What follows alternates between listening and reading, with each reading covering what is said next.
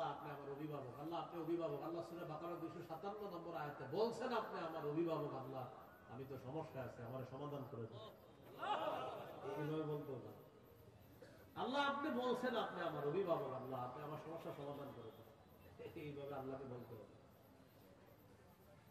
আল্লাহু ওয়ালিয়্যুল্লাযীনা আমানু, আল্লাহ বলেন যারা ঈমানদার তাদের অভিভাবক হলেন আল্লাহ। ইউখরিজুহুম মিনাজ যুলুমাতি ইলান নূর, আল্লাহ তাআলা অভিভাবক ঈমানদারদেরকে অন্ধকার থেকে বের করে আলোর দিকে আল্লাহ তাআলা নিয়ে যায়। ওয়াল্লাযীনা কাফারু আউলিয়াউহুমুত তাগুত, আর যারা কাফের তাদের অভিভাবক হলো শয়তান। বলেন তো ঈমানদারের অভিভাবক কে? আল্লাহ। কাফেরের অভিভাবক কে? শয়তান। উলাইকা আসহাবুন নারি হুম ফিহা খালিদুন, আল্লাহ বলেন যারা তাগুতের অনুসারী তারা চিরস্থায়ীভাবে জাহান্নামে থাকবে। বলি নাউযুবিল্লাহ। তাগুত বলা হয় যত সীমা লঙ্ঘনকারী আছে, জালেম, সব তাগুত। এই তাগুত এটা পুরুষ হোক আর মহিলা হোক, এই তাগুত যারা তারা জালেম অথবা জালেমা, সব তাগুত। তবে কষ্টের বিষয় আর দুঃখের বিষয়, আমরা বারবার এক তাগুত ছেড়ে আরেক তাগুতকে ধরি। এক তাগুত ছেড়ে আরেক তাগুতকে কি করি? ধরি। কেন ধরি জানেন? বৃষ্টি থেকে বাঁচার জন্য ঝর্ণা নিচে এসে দাঁড়ায় আর কি। কোথায় দাঁড়ায়? বাঁচার জন্য কি থেকে কোথায় এসে দাঁড়ায়?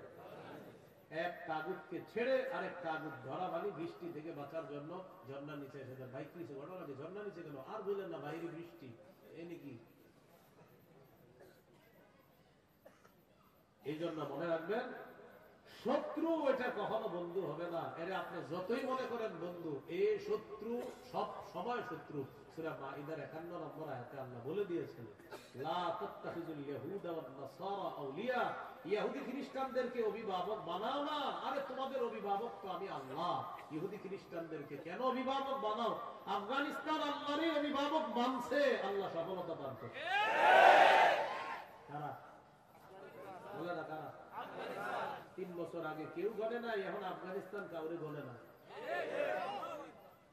3 বছর আগে কেউ গনতে চায় না, না এদের কি সমর্থন দেব। এখন আফগানিস্তান বলে কি টাইম নেই, টাইম নেই।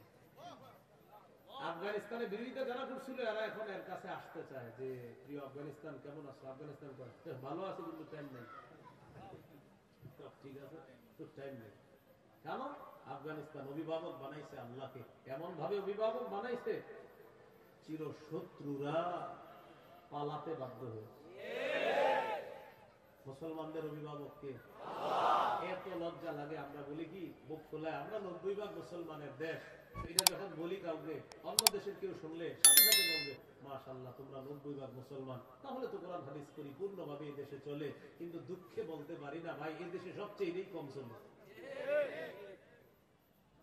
90% মুসলমানের দেশ, এটা শুনলে মানুষ মনে করবে এই দেশ কোরআন অনুযায়ী চলে, হাদিস অনুযায়ী চলে। বলেন মুমিনের অভিভাবককে? আল্লাহ। কাফেরের অভিভাবককে? শয়তান। তাহলে আমাদের অভিভাবককে? আল্লাহ। কাফেরদের অভিভাবককে? শয়তান। কাফেরদের কি বন্ধু বানাবো? না। এই জন্য কাফেরদের অভিভাবক বানানো যাবে না। এদেরকে যতবার অভিভাবক বানাবেন, এরা এক তাগুতকে সরাবে, আরেক তাগুতকে বসাবে। তাগুতের পালা বদল হবে, আমাদের ভাগ্য বদল হবে না। মনে রাখবেন কথা, বুঝে ঠিক বুঝে দেখবেন। এবার আল্লাহ তাআলা কি বলে দেখেন, সূরা বাকারার 257 নম্বর আয়াত, 258 নম্বর আয়াতে আল্লাহ তাআলা এবার আমাদের আকীদা বিশুদ্ধ করবে। কি বিশুদ্ধ করবে? আকীদা। বলেন তো দুনিয়াতে আমাদের অভিভাবক কে? আল্লাহ। বেঁচে আছি কে বাঁচিয়ে রাখছে? আল্লাহ। মৃত্যু দিবেন কে? আল্লাহ। মৃত্যুর পর জীবিত করবেন কে? আল্লাহ।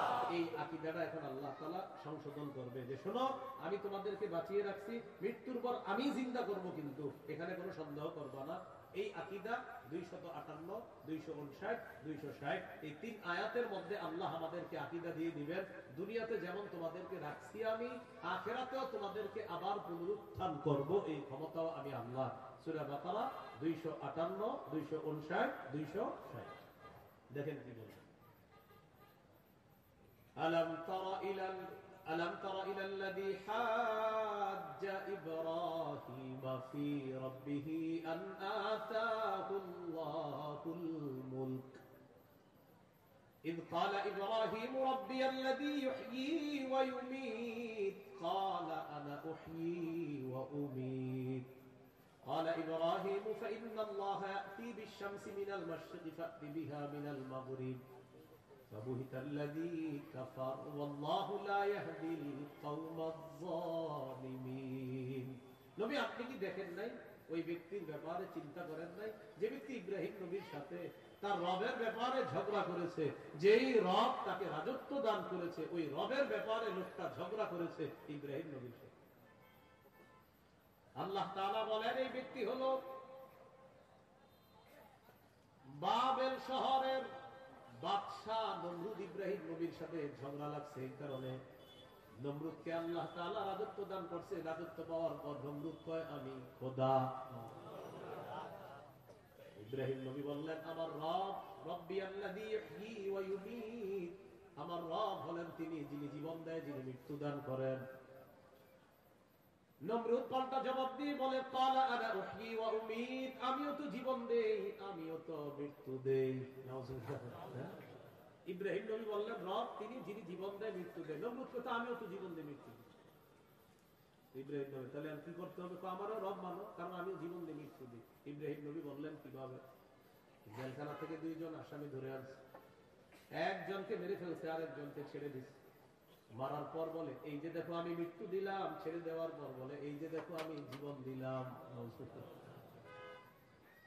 ইন্টারন্যাশনাল পদ্ধতির জীবন মৃত্যু দুইজনে ধরে আনছে একটাকে হত্যা করছে আর একটাকে ছেড়ে দিছে হত্যা করার পর বলে দেখো জীবন দিলাম মৃত্যু দিলাম জীবন দিলাম কিভাবে আরেকটাকে ছেড়ে দিছে এটা ছেড়ে দেওয়ার পর বলতে আমি তাকে জীবন দিলাম আপনারা বলেন এটা কি জীবন মৃত্যু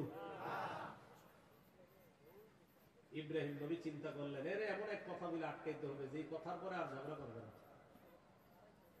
قال إبراهيم فإن الله يأتي بالشمس من المشرق فأت بها من المغرب ইব্রাহিম নবী বললেন আমার রব আল্লাহ প্রতিদিন সূর্য পূর্ব দিক থেকে উঠায় তুমি পশ্চিম দিক থেকে উঠা দাও তুমিও তো রব তোমার দাবি অনুযায়ী ফাবুহিতাল্লাযী কাফার আল্লাহ তাআলা বলেন যে ঝগড়া করছে নমরুদ কাফের ধরাশয়ী হয়ে গেল ঝগড়ায় হেরে গেল মুফাসসিরিনে কেরাম বলেন নমরুদ পাল্টা বলতে পারত ইব্রাহিম আমি সূর্য পশ্চিম দিক থেকে উঠাতে পারবো না তোমার রব আল্লাহ প্রতিদিন পূর্ব দিক থেকে সূর্য উঠায় আমি তো পারবো না তুমি তোমার রব আল্লাহকে বলো সূর্যটা যেন পশ্চিম দিক থেকে উঠায় দেখা দেয় মুফাসসিরিনে কেরাম বলেন নমরুদ বুঝে শুনেই পাল্টা চ্যালেঞ্জ দেয় নাই কেন দেয় নাই নমরুদ কিন্তু চ্যালেঞ্জ দিতে পারতো পাল্টা ইব্রাহিম তুমি আমারে বললা আমি যেন সূর্য পশ্চিম দিক থেকে উঠাই তোমার রব যেহেতু পূর্ব দিক থেকে উঠায় তো পাল্টা প্রশ্ন করতে পারতো নমরুদ ইব্রাহিম আমি তো পারলাম না তোমার রব আল্লাহকে বলো আল্লাহ যেন সূর্যটা পশ্চিম দিক থেকে উঠায় দেখায় মুফাসসিরিনে কেরাম বলে নমরুদ এটা বুঝে শুনেই পাল্টা প্রশ্ন করে নাই কারণ নমরুদ জানে এই প্রশ্ন করলে ইব্রাহিম চ্যালেঞ্জ গ্রহণ করবে আল্লাহকে বলবে আল্লাহ সাথে সাথে সূর্য পশ্চিম দিক থেকে উঠায় দেখায় আর এটা যদি করে ফেলে নমরুদের দল ছোট হয়ে যাবে হালকা হয়ে যাবে এই জন্য নমরুদ আর পাল্টা চ্যালেঞ্জ নেয় না বলেন তো নমরুদকে রাজত্ব দিয়েছিল কে আল্লাহ দেওয়ার পর বলে আমি খোদা কি বলে আমি খোদা এই জন্য প্রিয় ভাইরা সামনের দিকে যাদেরকে আমরা শাসন ক্ষমতায় বসাবো যাদেরকে আমরা দায়িত্ব দিব বুঝে শুনে দায়িত্ব দিতে হবে কি শুনে বলেন আমার সাথে প্রতিদিন 2 রাকাত অতিরিক্ত নফল নামাজ পড়ব করার পর 3টা দোয়া করব 1 নাম্বার আল্লাহ আল্লাহ কিয়ামতের আগে বাংলাদেশে আর কোন নারী প্রধান চাই না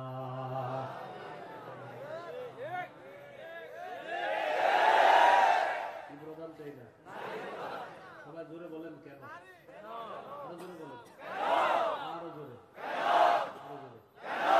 قال رسول الله صلى الله عليه وسلم লা ইউফলিহা কওমুন ওয়াল্লাউ আমরাহুম ইমরাআতান, নবীজি বলেন ওই জাতি কিছুতেই কখনোই সফল হবে না যে জাতি তাদের নেতৃত্বে কোন নারীকে বসা দেয়। আপনি বুঝেন আর না বুঝেন, আমার নবীর কথা সঠিক।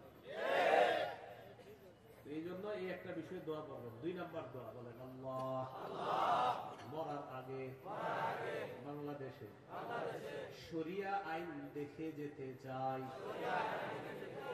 কি আইন? দেয়ালে দেয়ালে লিখে দিবেন, শরিয়া আইন চায় না তারা, বলেন কোন না কোন অপরাধে অপরাধী যারা, বলেন আমার সাথে, শরিয়া আইন চায় না তারা, কোন না কোন অপরাধে অপরাধী যারা। চোর শরিয়া আইন চাইবে না, হাত কাটা দেবে। ধর্ষক শরিয়া আইন চাইবে না, তাকে পাথর মেরে হত্যা করা হবে, তার উপর ইসলামের শাস্তি প্রয়োগ করা হবে। এই জন্য ধর্ষক চাইবে না, চোর চাইবে না। আমাদের দেশে যদি আসলে শরিয়া আইন চালু হয়, বিগত দিনের শুধু চুরির বিচার করতে করতে সুপ্রিম কোর্ট হাইকোর্টের বিচারপতিরা ক্লান্ত হয়ে যাবে। শুধু চুরির বিচার হলে, কিসের বিচার? এটা 2 নাম্বার দোয়া করবেন। 3 নাম্বার দোয়া বলেন, আল্লাহ আমাদের দেশে এমন একজন শাসক দিয়ে দেন যে শাসক মৌলিক 4টি কাজ করবে। 1 নাম্বার নামাজ কায়েম করবে, 2 নাম্বার যাকাত প্রতিষ্ঠিত করবে, 3 নাম্বার সৎ কাজের আদেশ করবে, 4 নাম্বার অসৎ কাজের নিষেধ করবে। সবাই বলেন দলিল, বলেন দলিল। সূরা হজ 41 নম্বর আয়াত। কোন সূরা? কত নম্বর আয়াত? এই আয়াতে আল্লাহ বলেন, আল্লাযীনা ইম্মাক্কান্নাহুম ফিল আরদি আকামুস সালাহ ওয়া আতাউয যাকাতা ওয়া আমারু বিল মারুফি ওয়া নাহাউ আনিল মুনকার। আল্লাহ তাআলা বলেন, আমি যাদেরকে দুনিয়ার শাসন ক্ষমতায় বসাই তাদের মৌলিক কাজ হবে 4টা। 1 নাম্বার আকামুস সালাহ, তারা রাষ্ট্রীয়ভাবে নামাজ কায়েম করতে হবে। রাষ্ট্রের প্রত্যেকটা নাগরিক যেন নামাজ পড়ে, এই দায়িত্ব পালন করতে হবে। 2 নাম্বার ওয়া আতাউয যাকাত, যাকাতের বিধান রাষ্ট্রীয়ভাবে চালু করতে হবে। আমাদের দেশে যদি রাষ্ট্রীয়ভাবে যাকাতের বিধান চালু হয়ে যায় আর সব ধনীরা যদি 1 বছর যাকাত আদায় করে, কয় বছর? ওই বছর সুদ বলবে যাকাত তুমি ভালো থেকো, আমি সুদ বিদায় নেই। কয় বছর? 1 বছর যদি যাকাত যারা দেয়, এরা যদি দেয়, সুদ বলবে যাকাত তুমি থাকো, আমি চলে যাই, কারণ আমার আর থাকার জায়গা নেই। বলেন আমার সাথে, সুদে ফকির আরো ফকির হয়, যাকাতে ফকির আরো ধনী হয়। দলিল ইবনে মাজাহ 2279 নম্বর হাদিস। আবার বলেন, বলেন সুদে ফকির আরো ফকির হয়, যাকাতে ফকির ধনী হয়। বলেন আমাদের এই রাষ্ট্র সুদ ভিত্তিক হওয়ার কারণে এখন আমরা সবাই মোটামুটি ভিক্ষুক। কারণ আমাদের প্রত্যেকের মাথা পিছু 1,07,000 টাকা ঋণ। আপনি কোথায় ধনী? সুদের শেষ পরিণতি ভিক্ষা। এটা আপনার যদি বুঝে না আসে, কিছু করার নাই। আমার নবীর কথা যেটা বলবে নবী, আজ হোক কাল হোক, সেটা ফলবেই, কোনো সন্দেহ নেই। তো আমরা দাবি করি 90% মুসলমান, এখানে অর্থ ব্যবস্থা সুদ ভিত্তিক। এই জন্য আমরা স্লোগান পাল্টাবো, বলেন দারিদ্র বিমোচনে সুদ নয় যাকাত। বলেন তো দারিদ্র বিমোচনে কি? দারিদ্র বিমোচনে সুদ নয় যাকাত। এগুলো দেয়ালে লিখে দিবেন যে দারিদ্র বিমোচনে সুদ নয় যাকাত। লিখে দিবেন দারিদ্র বিমোচনে সুদ নয় যাকাত। লিখবেন সুদে ফকির আরো ফকির হয়, যাকাতে ফকির আরো ধনী হয়। নমরুদকে রাজত্ব দিছে আল্লাহ তাআলা, সে এখন বলে আমি খোদা। বলেন নাউজুবিল্লাহ। বলেন জীবন মৃত্যু কে দেয়?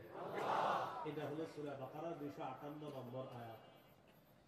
259 নম্বর আয়াতটা শোনার আগে আগে বুঝেন। এক ব্যক্তি এক এলাকার সামনে দিয়ে যাইতেছে, যাওয়ার সময় দেখে কি এলাকার সবগুলা ঘর বাড়ি ছাদের উপরে পড়ে রয়েছে, নিচে ছাদ, উপরে ঘর বাড়ি। আপনাদের এলাকার ছাদ কি নিচে থাকে না বাড়ির উপরে থাকে? কয়েকজন কইছে, মানে অন্যদের ঘর বাড়ির ছাদ নিচে থাকে। ঘর বাড়ির ছাদ কই থাকে? এটা প্রথমে বললেন না কেন? মানে প্রথমে কয়েকজন কইছে কয়েক উপরে, মানে অন্যদের ছাদ গুলা নিচে। আমাদের ঘর বাড়ির ছাদ কই? এই কথাটা প্রথমে বললে সমস্যা ছিল কি? এক ব্যক্তি যাইতেছে এক এলাকার সামনে দিয়ে, যাওয়ার সময় দেখে ঘর বাড়ি সব ধ্বংস হয়ে পড়ে রয়েছে, নিচে হইলো ছাদ, উপরে ঘর বাড়ি। উনি এই বিষয়ে দেখা সাথে সাথে বললেন, আল্লাহু আকবার, আল্লাহ কত মহান, এদেরকে ধ্বংস করলেন আল্লাহ, আবার আল্লাহ কিভাবে জিন্দা করবে, এটা ওনার সন্দেহ না, এটা ওনার কিনা সন্দেহ না, এটা উনি বিস্ময় প্রকাশ করতেছে, আল্লাহ কত মহান, আবার কিভাবে আল্লাহ জিন্দা করবে, এটা মুখ দিয়ে বলে ফেলেছে। সাথে সাথে আল্লাহ তাকে মৃত্যু দিচ্ছে। 100 বছর মৃত অবস্থায় রাখছে। কয় বছর? 100 বছর মৃত অবস্থায় রাখছে। 100 বছর পর জিন্দা করছে।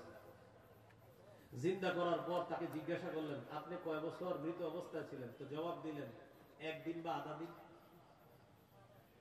আল্লাহ তাআলা বললেন, আপনি 100 বছর ছিলেন মরা। কয় বছর? ওই যে উনি বলছিলেন মরাকে আল্লাহ কিভাবে জিন্দা করবে, আল্লাহ দেখাই দিতেছে। আপনার খানা পানির দিকে তাকান, তো তাকাইছে খানা পানির দিকে, তাকায় দেখে খানা পানি পচে নাই। সুবহানাল্লাহ। কয় বছর? এবার আপনার গাদার দিকে তাকান, তো তাকাইছে গাদার দিকে, গাদাটার কি অবস্থা? দেখে কি গাদা পচে গলে মরে মাটির সাথে মিশে গেছে। আল্লাহ তাআলা বুঝায়, এই জন্যই তো আমি আল্লাহ।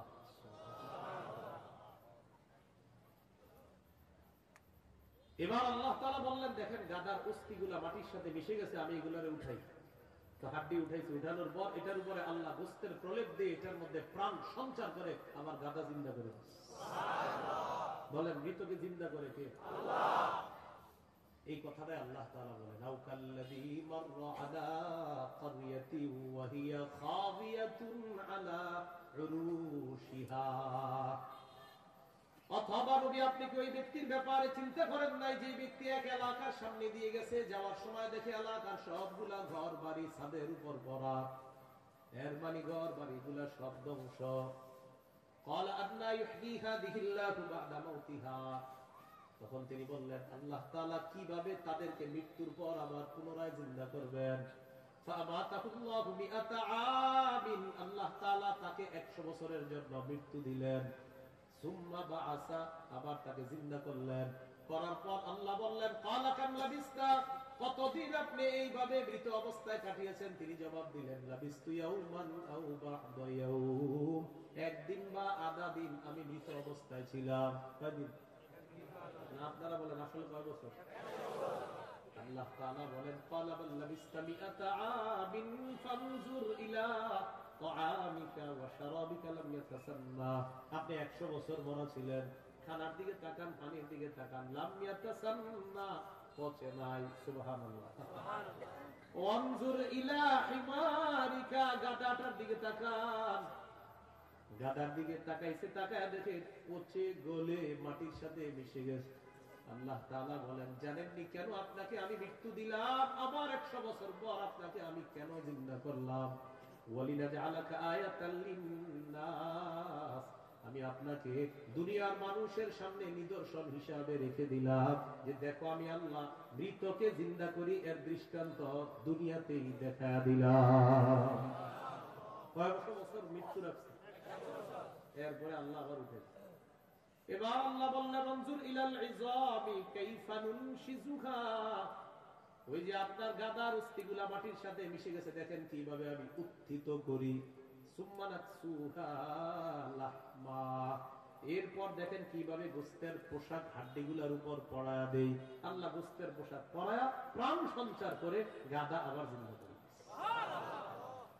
এবার তিনি বললেন, মানে কে? ওই যে যিনি বলছিলেন 100 বছর আগে আল্লাহ কিভাবে জিন্দা করবে, তখন তিনি বললেন, ক্বালা আ'লামু আন্নাল্লাহা আলা কুল্লি শাইইন কাদির।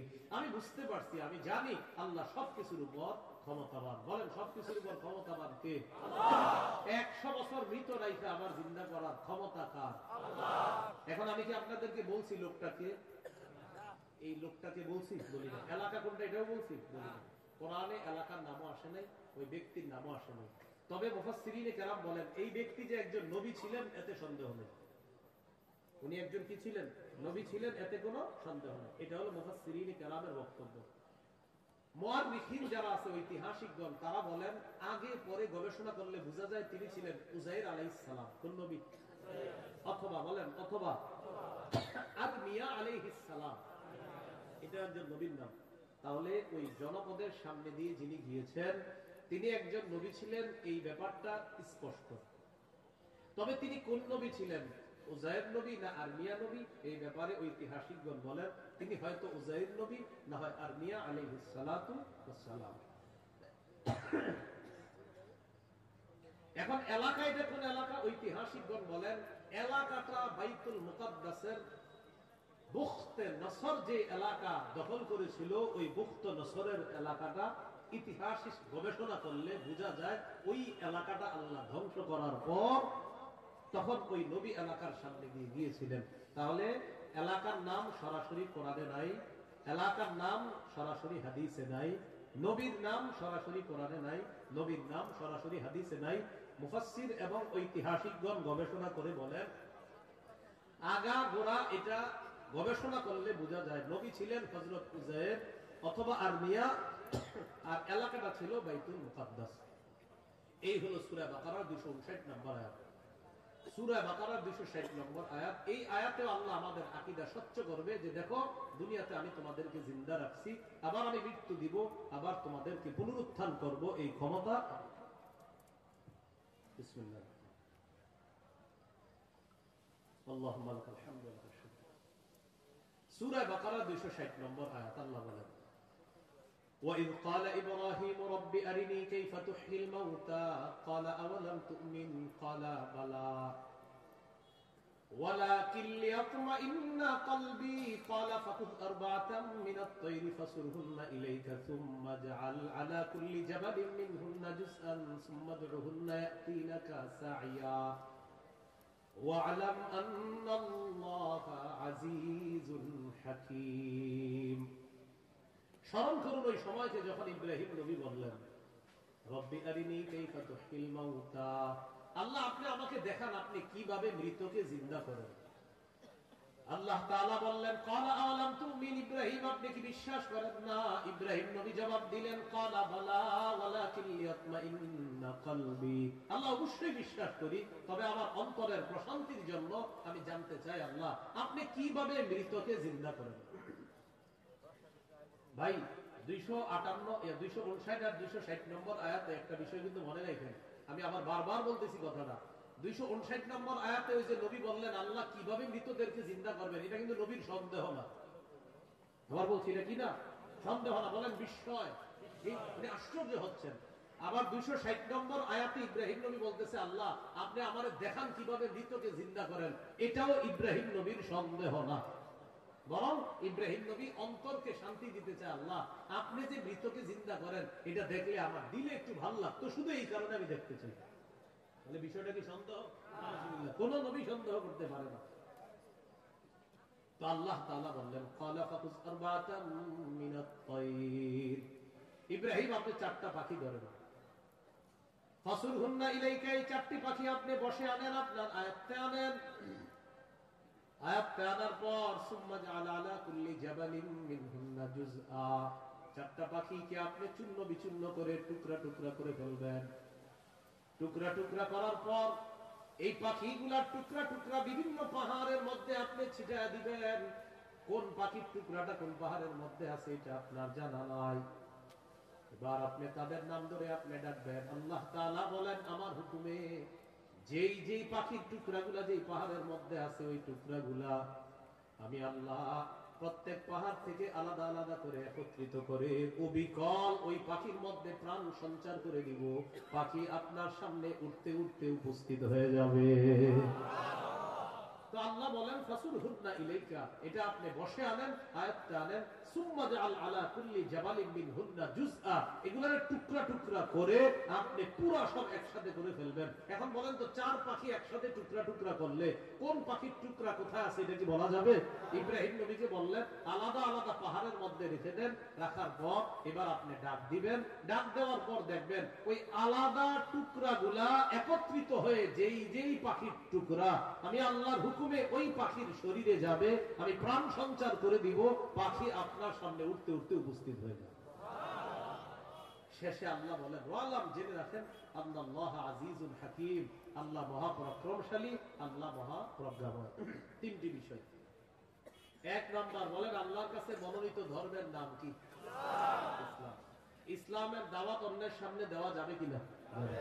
ইসলাম গ্রহণে কাউকে কি জোর করা যাবে? দুই নাম্বার, মৌলিকভাবে মানুষের দল কয়টা? দুইটা। একটা কার দল? আল্লাহর দল। আরেকটা কার দল? শয়তান। ইমানদারের অভিভাবক কে? কাফেরদের অভিভাবক কে? শয়তান। তিন নম্বর, আমাদেরকে দুনিয়াতে জীবিত রাখছে কে? মৃত্যু দিবে কে? মৃত্যুর পর আবার জিন্দা করবেন কে? এই তিনটি বিষয় সূরা বাকারার 256 থেকে 260 নম্বর আয়াত পর্যন্ত আমরা জানলাম। আল্লাহ তাআলা আমাদের সকলকে আকীদা বিশুদ্ধ করে স্বচ্ছ করে আমরা যেন কবরে যেতে পারি, আল্লাহ তৌফিক দান করেন। বলেন তো তাওহীদের কয় শর্ত? 4 শর্ত। এক নাম্বার, আল্লাহ ছাড়া কোনো ইলাহ নাই, এই বিশ্বাস নিয়ে মরা। দুই নাম্বার, আল্লাহ ছাড়া কোনো ইলাহ নাই, সন্দেহ করা যাবে না। তিন নম্বর, আল্লাহ ছাড়া কোনো ইলাহ নাই, এটা মুখে বলা, অন্তরে বিশ্বাস করা। চার নাম্বার, আল্লাহ ছাড়া কোনো ইলাহ নাই, এই কথা তখন প্রমাণ হবে যদি আমি সবচেয়ে বেশি আল্লাহকে ভালোবাসি। বলেন তো কয় জিনিসকে সাধারণত বেশি ভালোবাসি আমরা? 8 জিনিস। এই 8 জিনিস থেকেও কাকে বেশি ভালোবাসতে হবে? আল্লাহ তাআলা আমাদের সকলকে আজকের সূরা বাকারার 256 থেকে 60 নম্বর আয়াত পর্যন্ত মৌলিক মূল তিনটি কথা ছিল। এক নাম্বার, আল্লাহর কাছে মনোনীত ধর্ম ইসলাম, এটা গ্রহণ করতে হবে, বাকি গ্রহণ করার ক্ষেত্রে কাউকে জোর করা যাবে না। দুই নাম্বার, একটা শয়তানের দল, একটা আল্লাহর দল। আল্লাহর দলের অভিভাবক আল্লাহ, শয়তানের দলের অভিভাবক মানে যারা, তাদের অভিভাবক হলো শয়তান। তাগুত যারা, যারা ইহুদি খ্রিস্টান, তাদের অভিভাবক হলো শয়তান।